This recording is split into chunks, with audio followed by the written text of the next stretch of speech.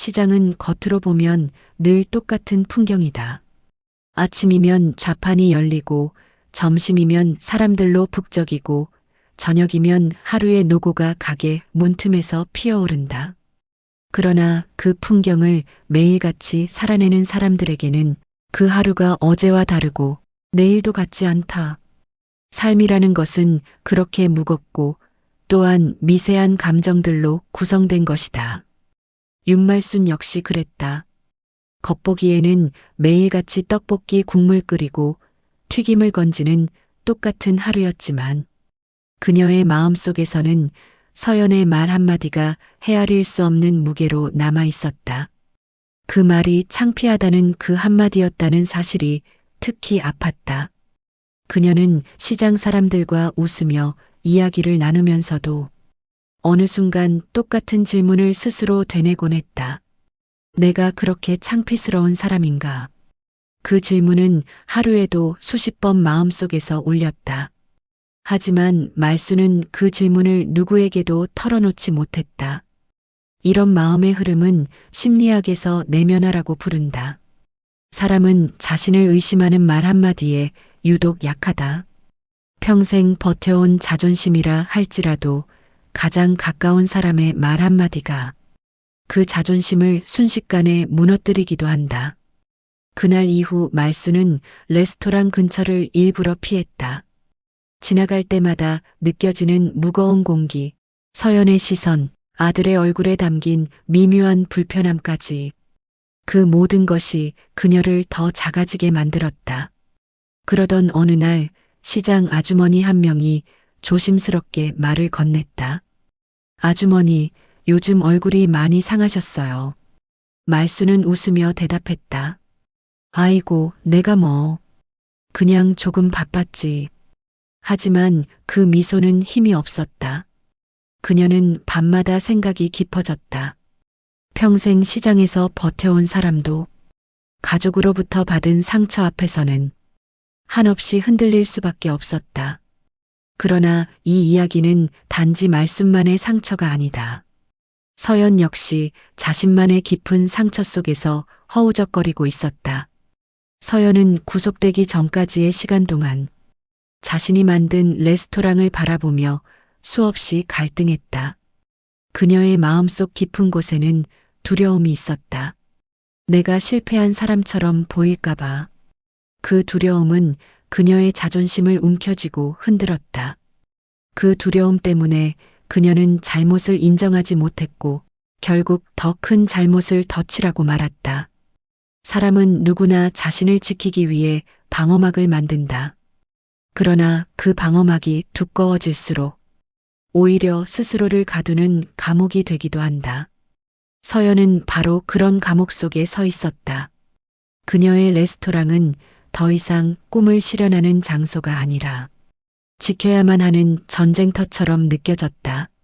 남들에게는 성공한 오너, 셰프로 보였지만 정작 그녀 본인은 그 성공을 지탱하기 위해 너무 많은 감정을 짓누르고 있었다. 그런 상태에서 일어난 현금 사건, 불안과 책임감, 자존심과 두려움이 뒤섞인 순간 그녀는 자신도 모르게 누군가를 의심했다. 그리고 가장 만만하고 가장 상처받기 쉬운 사람, 시어머니를 향했다. 그러나 그날 CCTV를 통해 드러난 진실은 그녀의 인생을 뒤집어 놓았다. 자신이 감춘 진실과 마주한 순간 온몸이 무너져 내리는 느낌이었다. 외면하고 싶었지만 외면할 수 없었다. 그때부터 서연은 자신이 만든 거짓말 위에 또 다른 거짓말을 쌓기 시작했다. 장부 조작, 허위 신고, 책임 전가. 이 모든 행동은 악의를 갖고 시작된 것이 아니었다. 단지 두려움을 이기지 못한 선택이었다. 두려움은 때로 사람을 비겁하게 만든다. 서연은 그 비겁함과 싸우기도 전에 이미 진실에게 패배했다. 이제 이야기는 면회 장면으로 넘어간다. 하지만 그 장면을 완전히 이해하기 위해 잠시 시간을 돌려 서연의 과거를 살짝 들여다볼 필요가 있다. 서연은 어린 시절부터 비교 속에서 자랐다. 너는 남들보다 더 잘해야 한다. 남들은 이렇게 사는데 너는 왜 못하니?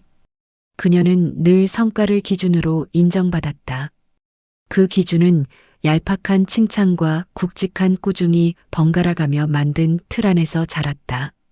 어쩌면 그녀에게는 잘해야만 사랑받는다는 굳은 신념이 깊게 자리했을지도 모른다.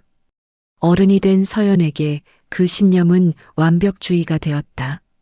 그 완벽주의가 레스토랑을 만들었고, 그 완벽주의가 가게를 흥하게 했으며, 그 완벽주의가 결국 그녀를 무너뜨렸다.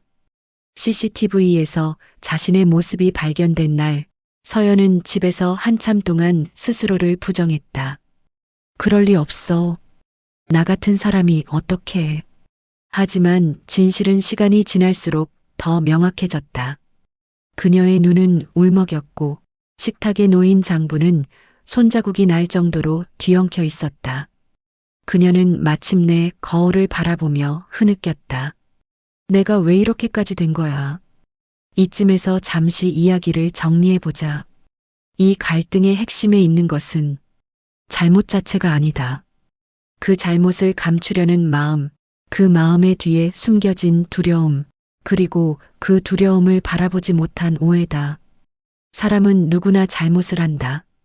그러나 그 잘못을 어떻게 마주하느냐에 따라 인생의 방향이 달라진다.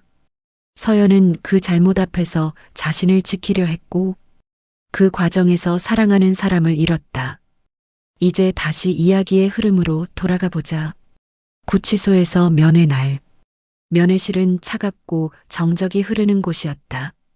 유리창 너머에서 서연은 작아져 있었다.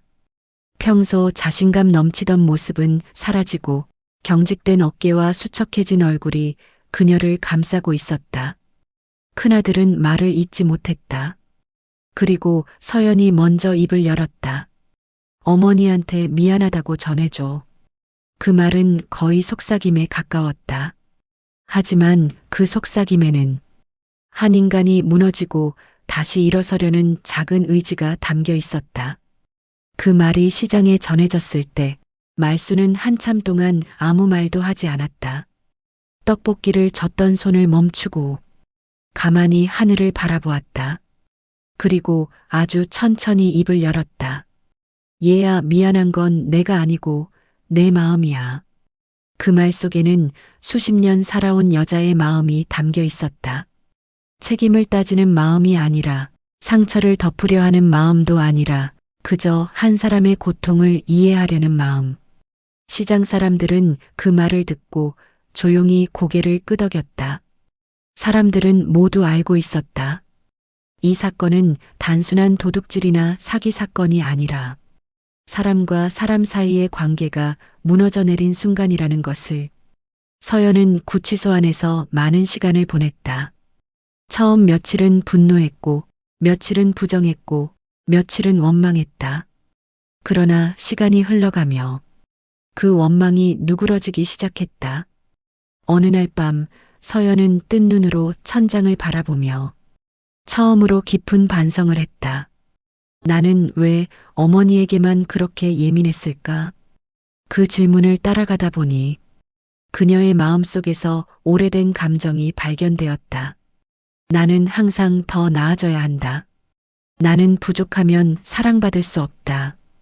그 믿음이 어머니의 따뜻함을 부족함이라는 잣대로 판단하게 만들었다.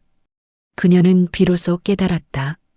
자신이 밀어낸 것은 시어머니가 아니라 자신이 만든 두려움이었다는 사실을. 이제 이야기는 말순에게 다시 돌아간다. 말순은 그날 이후 매일 같은 자리에서 떡볶이를 팔았다. 겉으로 보기엔 아무 일 없었다. 그러나 마음속 깊은 곳에 남은 상처는 고요한 물결처럼 남아 그녀의 하루를 흔들었다. 사람들은 여전히 그녀에게 말했다. 아주머니, 떡볶이는 역시 최고야. 그러나 그녀는 가끔 이렇게 생각했다. 그래도 내가 창피한 사람은 아니겠지. 그 말이 마음에 걸릴 때마다 그녀는 조용히 속삭였다. 내가 애들 키우느라 살아온 세월이 있는데 그게 어찌 창피한 일일까? 하지만 상처는 쉽게 아물지 않았다. 이쯤에서 또 한 번 이야기를 정리해보자. 상처란 시간만으로는 치유되지 않는다. 그 상처를 바라보는 시선이 바뀌어야 비로소 치유가 시작된다. 서연의 죄책감과 말순의 슬픔은 서로 다른 마음에서 비롯되었지만 둘 다 외로운 싸움이었다. 그리고 이 외로운 싸움이 이제 두 사람을 이어주는 새로운 실마리가 되어간다. 누군가는 반성하고, 누군가는 용서하고, 누군가는 침묵 속에서 버티며 그렇게 서로의 마음이 조금씩 움직이기 시작한다. 이제부터 이어지는 3부에서는 서연이 구치소 안에서 어떤 깨달음을 얻는지, 말순의 시장 생활이 어떻게 변해가는지, 그리고 두 사람의 관계가 어떤 방향으로 흘러가는지 본격적으로 펼쳐질 것이다.